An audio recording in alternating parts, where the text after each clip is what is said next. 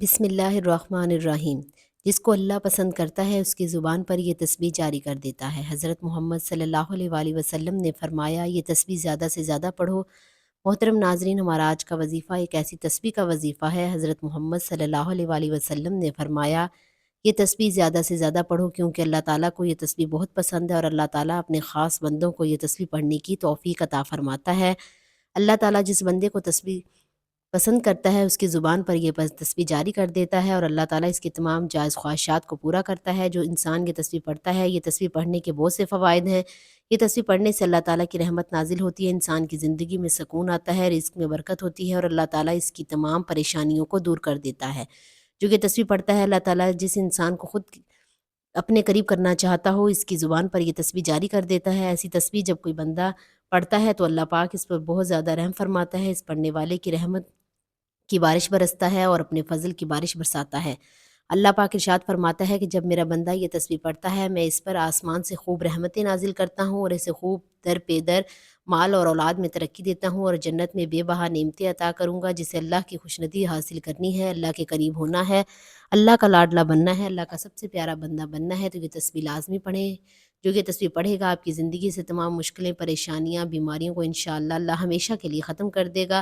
اس تسبیح کو پڑھنے سے اللہ تعالیٰ سے جو مانگو گے صحت، اولاد، عزت، دولت، طاقت، ہر چیز نواز دے گا۔ جس بندے کو اللہ تعالیٰ یاد کرتا ہے، اسے توبہ کی توفیق دیتا ہے، بندہ میری طرف رجوع کرے اور اس کی زبان پر یہ تسبیح جاری کر دیتا ہے۔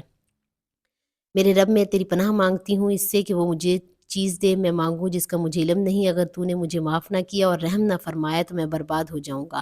ایک حدیث میں آپ صلی اللہ علیہ وسلم فرماتے ہیں گناہوں سے صحیح اور پختہ توبہ کرنے والا شخص ایسا ہے گویا اس نے گناہ کیا ہی نہیں۔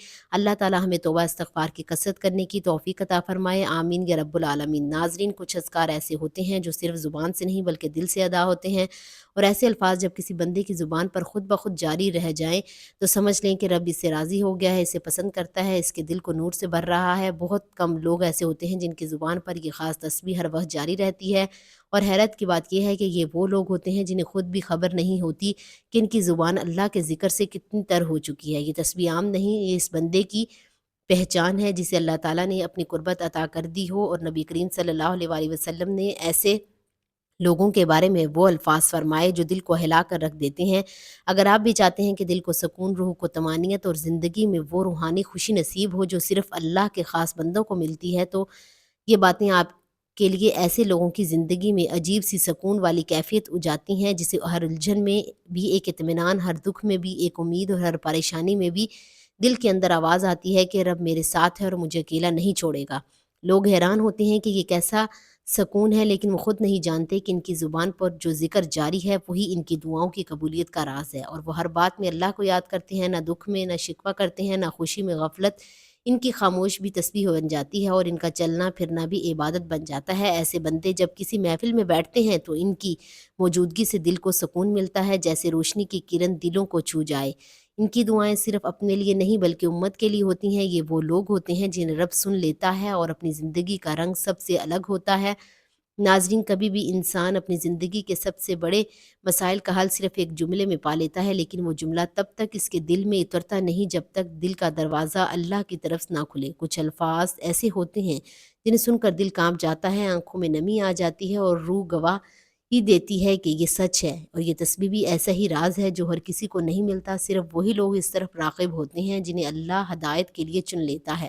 دل کے اندر سے بے قراری، ایک طلب پیدا ہوتی ہے کہ میں بھی وہ الفاظ اپنی زبان پر جاری رکھوں جن سے اللہ تعالیٰ خوش، جن سے دلوں کو اطمینان اور زندگی میں برکت نصیب ہوتی ہے۔ اور بے قراری ہی اصل نشانی ہوتی ہے کہ اللہ تعالیٰ آپ کو اپنے قریب بلا رہا ہے۔ تو جب انسان ایک بار یہ احساس ہو جائے کہ رب کی طرف پلٹنے والا راستہ یہی ہے تو پھر وہ دن رات ایک کر دیتے ہیں، پھر اسی نور کے لیے، اسی طلب کے لیے اور اسی تسبیح کے لیے جسے اللہ کے محبوب بندوں کے صف میں لے آئے، تو یہ تسبیح ان بندوں کی زبان پر جاری کر دی جاتی ہے جنہیں اللہ تعالیٰ خاص یاد کے لیے منتخب فرما لیتے ہیں، اور اس کا جاری ہونا اس بات کی علامت ہے کہ بندہ اللہ کی رضا کے قریب ہو چکا ہے۔ نبی کریم صلی اللہ علیہ وآلہ وسلم نے فرمایا سبحان اللہ و بحمدہ وہ کلمات ہیں جو زبان پر ہلکے، میزان میں بھاری اور اللہ کو بے حد محبوب ہیں۔ اس تسبیح کو روزانہ کم از کم 100 مرتبہ دل کی توجہ، یقین کے ساتھ پڑھنا ایسا عمل ہے جو انسان کو نہ صرف اللہ کے محبوب بندوں میں شامل کرتا ہے بلکہ دنیا میں عزت، رزق، شہرت، صحت اور سکون جیسی نعمتوں کا دروازہ بھی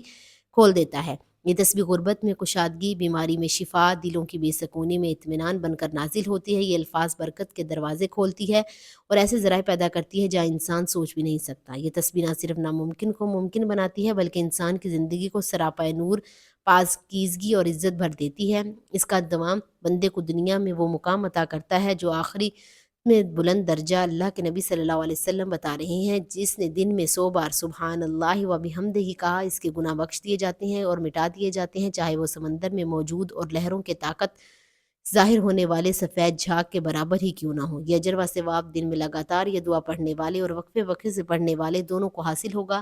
ایک صحابی رضی اللہ تعالی عنہ عرض کی حضور صلی اللہ علیہ وسلم میں حاضر ہوئے اور عرض کی دنیا نے مجھ سے پیٹ پھیر لی ہے۔ فرمایا کیا وہ تسبیح تمہیں یاد نہیں جو تسبیح ملائکہ فرشتوں کی اور جس کی برکت سے روزی دی جاتی ہے؟ خلق دنیا یعنی مخلوق آئے گی تیرے اس پاس ذلیل و خوار ہو کر، دن بھر میں کم از کم 100 بار کہا کر سبحان اللہ و بحمدہ۔ ناظرین، سبحان اللہ و بحمدہ اور استغفار پڑھنے والا بندہ اللہ کو بہت ہی پیارا لگتا ہے، اور جب آپ یہ تسبیح پڑھیں گے تو سوچیں اللہ اس بندے سے کتنا زیادہ خوش اور راضی ہو جائے گا، اللہ پاک کو وہ بندہ کتنا پیارا لگے گا۔ پھر جب آپ اللہ تعالیٰ سے اپنی حاجت کے لیے دعا کریں تو ایسا کیسے ہو سکتا ہے کہ آپ کی حاجت پوری نہ ہو، بلکہ اللہ پاک تو خود فرماتے ہیں اے میرے بندے مانگ تجھے کیا چاہیے، جو کچھ بھی مانگے گا انشاءاللہ میرا مالک آپ کو دے گا، دنیا کی ہر چیز آپ کے قدموں میں ہوگی۔ بس آپ نے پورے یقین سے کسی بھی نماز کے بعد یہ عمل کرنا ہے۔ یہ وظیفہ پڑھنے سے پہلے آپ نے درود پاک پڑھنا ہے۔ اللہم صلی علی محمد وعلی آل محمد کما صلیت علی ابراہیم وعلی آل ابراہیم انک حمید مجید۔ اللہم بارک علی محمد وعلی آل محمد کما بارکت علی ابراہیم وعلی آل ابراہیم انک حمید مجید۔ درود پاک پڑھنے کے بعد آپ نے کم از کم 100 مرتبہ سبحان اللہ و بحمدہ اور 100 مرتبہ استغفر اللہ لازمی پڑھنا ہے، اور پھر کثرت کے ساتھ پڑھنا ہے، اور پھر 300 مرتبہ لازمی پڑھنا ہے، یعنی کہ 3 تسبیحاں سبحان اللہ و بحمدہ کی پڑھ لیں، اور اس کے بعد آپ نے سورۃ فاتحہ 11 مرتبہ پڑھنی ہے، اور آخر میں پھر آپ نے دوبارہ درود پاک پڑھ لیں جو شروع میں پڑھا تھا۔ میری دعا ہے کہ اللہ تعالیٰ ہمیں ان نیک بندوں میں شامل فرمائے جن کی زبان پر تیرا ذکر خود بخود جاری رہتا ہے۔ ہمیں بھی اپنے ان بندوں میں لکھ لے جنہیں تو پسند فرماتا ہے۔ ہمارے دلوں کو اپنی یاد سے آباد کر ہماری زندگی کو اپنی رضا سے بھر دے، اور دنیا بھر میں آخرت میں ہمیں ان بلند مرتبوں پر فائز فرما جو صرف تیرے محبوب بندوں کو عطا ہوتے ہیں۔ آمین یا رب العالمین۔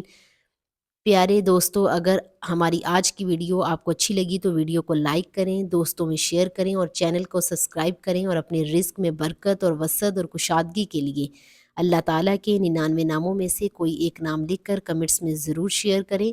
اللہ تعالیٰ ہم سب کا حامی و ناصر ہو، آمین، جزاک اللہ۔